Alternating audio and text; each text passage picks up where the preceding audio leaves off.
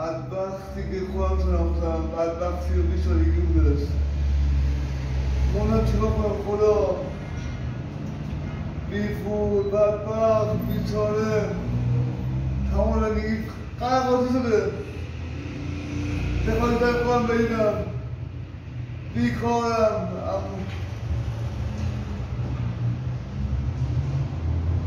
مردم برای کارم دست خودم خالی کنم دخالی در خودم بریدم. خدا یاد بگیر که حال من بکن.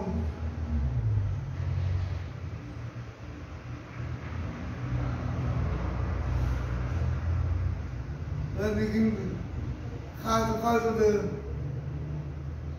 کسی قبول نداره.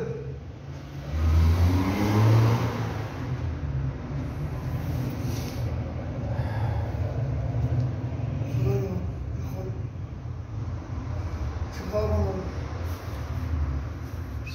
دماغم اینجور، خواهرم اینجور، همه برای سال مخالف میدونم خدا.